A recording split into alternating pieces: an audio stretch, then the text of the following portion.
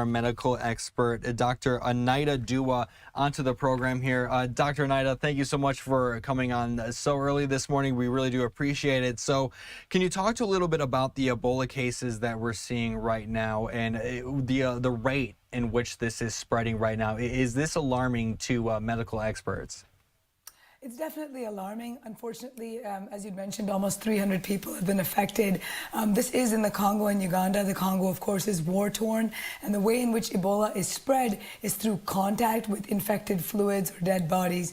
And in a place that is war-torn like the Congo, you have a situation where you're unable to actually contain because you can't isolate these people. So that is alarming, and that's why the EU and the United States are on such high alert, because it can, in fact, affect our shores. And now I did want to bring in this ex-post here real quick. This is coming from the Ministry of Health of Uganda. This says Ebola is preventable. Know the signs. Early reporting increases chances of survival.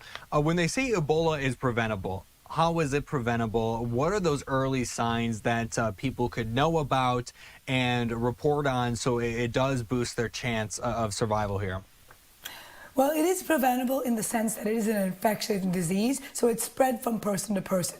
So if somebody has it and they're showing signs, which would include nausea, vomiting, fever, of course, in a place where we know Ebola is prevalent, like in the Congo, then actually having protective gear while managing a person who is sick, watching out for those samples, because, you know, if you're going to actually take a sample from a person and run it on a PCR test, you have to actually touch the sample that has Ebola, ensuring that you're properly protected with protective equipment like a mask, like a gown, like gloves. Those are the types of things that can prevent it from infecting you personally. And then, of course, if you think you are exposed, isolating yourself in the appropriate way and seeking conservative management so that you can get treatment so that you do not spread it. Those are all the ways in which technically Ebola is preventable. As I mentioned, the signs would include things like having a fever, having a sickness, almost like flu-like symptoms that are coupled then with some GI symptoms like vomiting, difficulty breathing at the end of having the disease process. These are all the types of signs that you'd have to watch out for. And then when we talk about this strain that we're seeing, what makes this strain different from other outbreaks that we've seen before? Because this isn't the first time we've heard about an Ebola outbreak. What's different about this strain? Is it more contagious? Is it more deadly? What are we seeing with this one? Well, the way in which Ebola works is that once you're infected with it, your own body almost is the one that starts to attack itself. What I mean by that is Ebola affects the immune system, affects your blood vessels, so that your own blood starts to get into spaces that it shouldn't be, and then you ultimately cannot breathe, and that causes death. So it's not the strain itself, it's how fast it can spread, and it's whether or not we have something protective against it. There is an Ebola strain, for example, that does have a vaccine. This particular strain does not. So really it's that more than it is whether or not one specific virus is more contagious than another. And then this just happened a couple days ago here. This was on Monday. I just want to show some images here. This is out of Kenya. We were seeing protests out in Kenya. You can see this sign here that this gentleman is holding up. It says that their town is not a dumping site. And we were reported on this just a couple days ago here, and this was about a facility over in Kenya where Americans were going to be placed there who have been exposed to the virus here. And now two organizations cited Kenya's fragile health system as a reason why foreign Ebola patients should not be quarantined in the country. Are you able to speak on the healthcare system over in some of these areas here that are more susceptible for this virus here, or the spread of it that we're seeing there in Africa? Most definitely. So basically what this was about is the United States had said that patients that may have been exposed or that might show symptoms should be quarantined at a base that was in Kenya. Now, Kenya currently has no cases, but what we were saying as Americans is that, look, if you have to take someone who has potential signs of Ebola and make them travel, bring them to the U.S., there's a lot of chances that things could spread versus if they were quarantined locally in Kenya. The concern from the Kenyan government is, of course, because they have no cases currently, if we had Americans that were there who had disease, in theory they could spread it. But we as Americans were the ones that were going to staff this space and ensure that our protective gear and our understanding of the disease is what was going to contain it. It wasn't that we were saying, oh, just send people with Ebola or possible Ebola into Kenya and just have them, run rampant. That is not what was going on. But it is understandable from the Kenyan side why they would say, hey, look, no, we don't have any cases. We don't want anybody here if they're showing any signs or symptoms. We've got our own problems. Kenya is quite close to Uganda and Congo, certainly closer than the US. And it is very possible that already there are cases there that just have not been detected. So it is understandable, but at the same time, we had a plan in place, and it was going to be American workers who were going to staff this area to ensure that our patients were quarantined appropriately. And that's what I wanted to touch on too, as Kenya's president has defended the establishment of an Ebola quarantine facility by the U.S., a move that led to the protests as well. So with the establishment of any sort of quarantine facility, what measures really need to be put in place to make sure that it just stays within the facility and doesn't escape it? Like you said, Kenya doesn't have any reported cases, so understandably there would be a little or definitely on edge of it possibly escaping the quarantine facility there. So what measures would have to be put in place to really make sure that that quarantine facility is really locked down? Well, there are really three things. First of all, for patients that may have the disease, you need to have the appropriate medical facilities on site so that you could treat such a patient without having to necessarily move them and expose them to other people.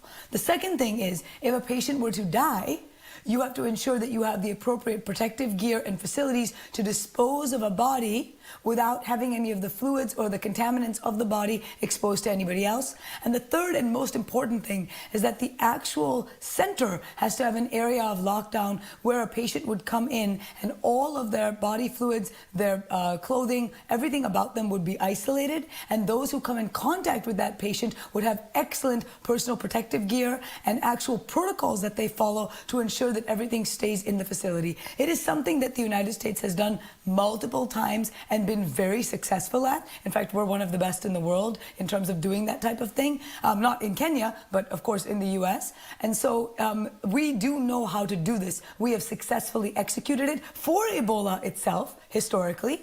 But of course, the concern is in a foreign country, the amount of control we would have and what we would be able to do in that nation to ensure that we can maintain our protocols and procedures is questionable. And also, I wanted to just jump in on another thing with the quarantine facility over in Kenya there. So how long would somebody who is suspected to be exposed with the virus have to stay in a quarantine facility even after they're not symptomatic or they just feel better? It really depends on the virus and the types of signs and symptoms that they're showing, and of course what the test shows. So first of all, Ebola can really harbor itself in a person before signs and symptoms show up in about 2 to 21 days. So you're talking about up to a month potentially that someone can show signs and symptoms. How quickly a person develops those signs and symptoms after exposure is different per person, but again, approximately that month.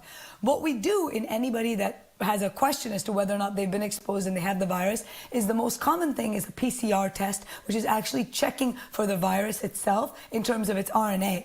And so you would swipe and their body fluids, and then you would run it, and you can get that answer back within a couple of hours. Now, the issue is having the appropriate tests. One of the big problems in Kenya is actually that they have a lack of those tests. And the same thing in the Congo, the same thing in Uganda. So we, again, would have to be responsible if we, the Americans, are going to set up a facility like that for bringing all of our own materials in there so that we can do the testing in a rapid-fire sequence and then have someone stay on site until the test was completely confirmed before we would let them out.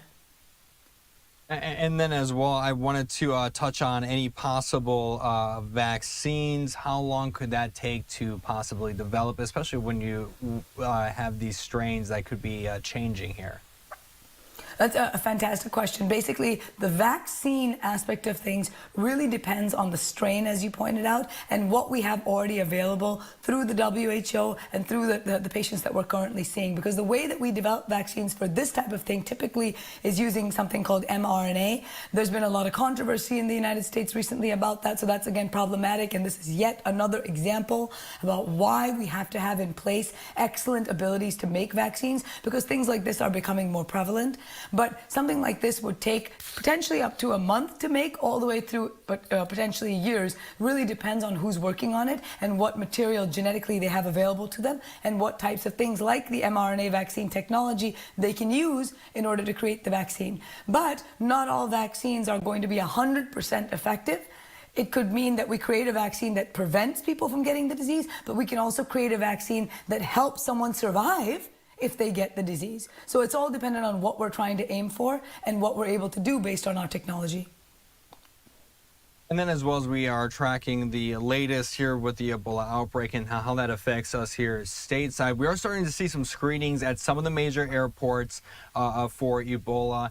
Is there any concerns here when it comes to, especially with the World Cup going to be hosted here in the United States, when it comes to travel and that the possible spread? What are some of those safeguards here that we have put in place when it comes to screenings or just making sure who is traveling here to the United States doesn't bring something like that with them? Well, there is definitely a concern, but the difference between Ebola and some of the other infectious diseases like measles, for example, or COVID, is the way in which it is spread. It's difficult to spread it because you do have to have contact with those body fluids, and you do have to actually have touched contaminated needles or material. So let's say someone were to have it, come to the United States, land in, let's say, JFK Airport. We do have excellent ability to track, monitor, isolate, and then treat patients with this type of disease. So we would be able to do excellent screenings, which we've done historically. Our CDC is extremely strong. But if someone were to get through who did have the disease, the point I'm making is that it would be challenging for them to necessarily spread it like wildfire. It wouldn't be the same as the other infectious diseases we've seen. So important, expert people who have been on talking about it have downplayed how it can spread, primarily because of the difficulty with which it would need to spread. But can it spread? Is it something we need to be concerned about? Yes, it definitely is. One of the big things to say is, of course, the reason that we as the United States have been so successful in managing these types of diseases is because we have protocols, procedures, and people in place who know what to do in these types of outbreaks so that they can quickly put out that fire. And nowadays, with some of the confusion that's happened at the CDC, the recent administration, in terms of specifically who's hired, who's been fired, we don't exactly know what types of protocols and procedures are out there. So we might get burned if we don't have the right type of defense ready to go in a situation like this. So what should Americans know right now about the virus? So the biggest thing to know about it is that you don't have to currently be fearful. We do not have any cases in the United States. We have a whole ocean between us and where there are cases, and we have fantastic screening, and we have a great system that we have used previously to actually stop Ebola outbreaks. So we are very safe. Even if someone were to make it to our shores with Ebola, it is important to know that it is quite difficult to spread. And so it's not something that's going to cause necessarily lockdowns and what you saw during COVID.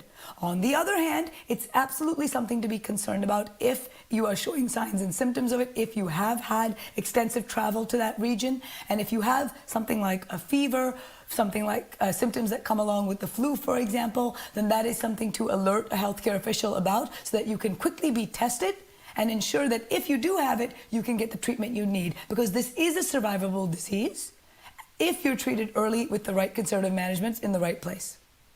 Dr. Anahita Dua, thank you so much for coming on this morning. We really appreciate your analysis here. Thank you. Thank you so much. Take care.